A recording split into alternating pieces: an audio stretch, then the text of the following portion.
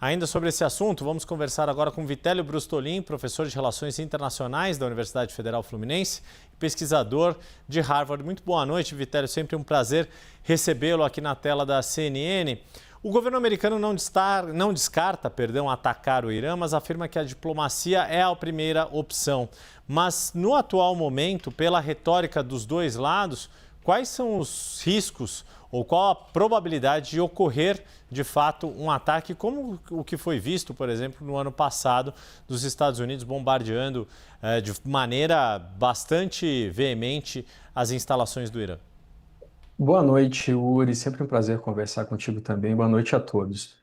E Uri, veja só, no ano passado, quando Israel bombardeou o Irã também bombardeou Israel, os Estados Unidos fizeram uma operação que o Trump chamou de cirúrgica contra as usinas nucleares do Irã, as instalações nucleares, Fordo, Natanz, instalações que a Agência Internacional de Energia Atômica tinha encontrado resquícios de urânio enriquecido a 83,7%, muito acima do urânio necessário, o enriquecimento necessário para uso civil e já próximo do enriquecimento de 90% para uso militar.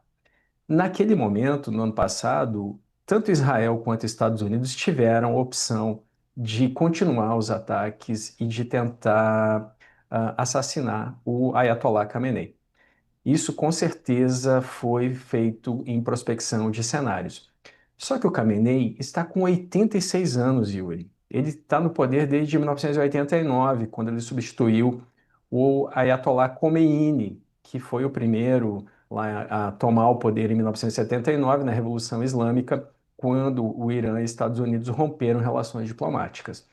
Então, o Khamenei, além disso, ele não tem um sucessor claro.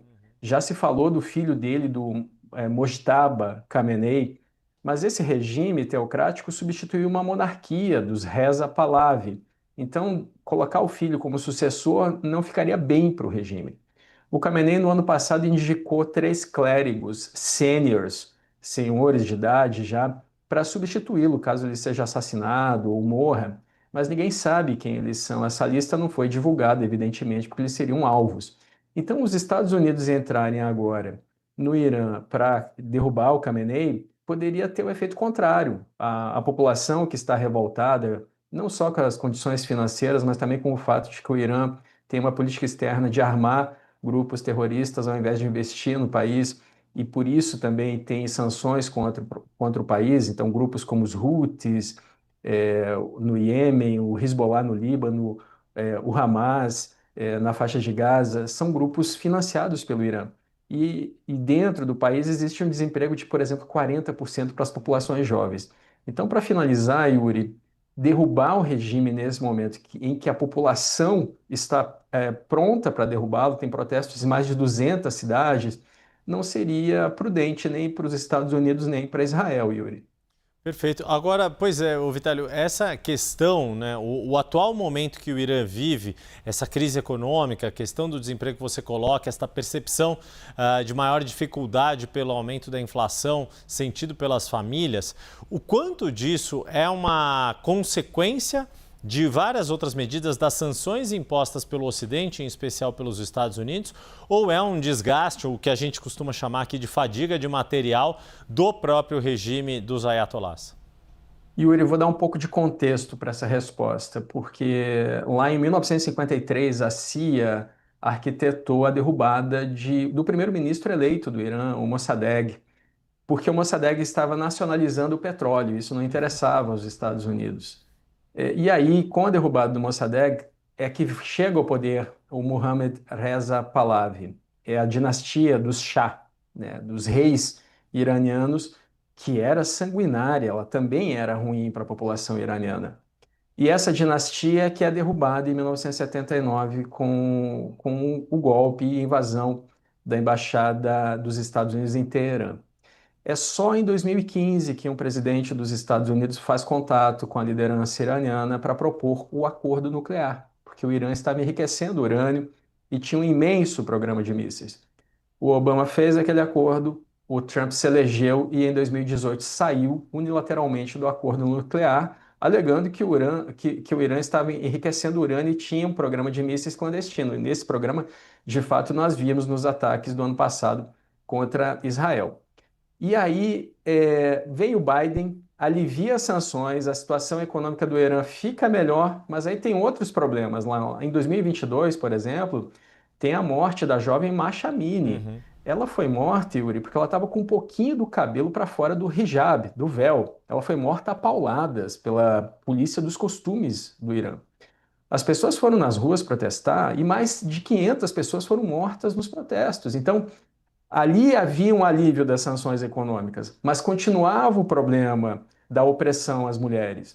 E agora, depois que o Trump tomou posse, ele apertou novamente as sanções, ou seja, o problema econômico voltou e o problema dos costumes permanece, Yuri. Então, é um problema interno, afeta todo o país, não é só a economia, é também a forma como o regime lida com a população e é um problema externo, porque os aliados do Irã estão enfraquecidos nesse momento, Yuri. Uhum. Agora, Vitório, eu queria te ouvir também um pouco destas últimas medidas anunciadas pelos Estados Unidos, em especial essa possibilidade de retaliação dos parceiros comerciais do Irã. Isso pode afetar o Brasil. O Brasil tem, né, uma série de cadeias de exportação para o Irã. O vice-presidente brasileiro esteve presente na posse do atual presidente do Irã e o Irã conta com o apoio de países como Rússia e como China.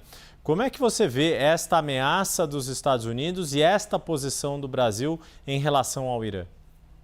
Bom, vamos usar os números, né? O Brasil em 2025 vendeu para o Irã 84,5 milhões de dólares, principalmente, aliás, comprou, né, do Irã 84,5 milhões, principalmente ureia, pistache, uvas secas. O Irã comprou muito mais do Brasil, né? O Irã comprou quase 3 bilhões de dólares, especialmente em milho, soja e açúcar. Agora, o Irã é um dos membros do BRICS, né? O Brasil aceitou o ingresso do Irã.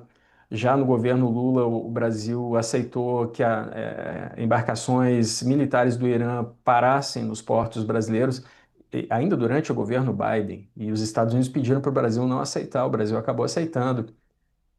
Existe sim uma proximidade do Brasil com o Irã, isso é inegável, né? Quando você lembra o vice-presidente Alckmin na posse do Pezeshkian, do presidente do Irã, cercado de criminosos de guerra e terroristas, isso pegou muito mal.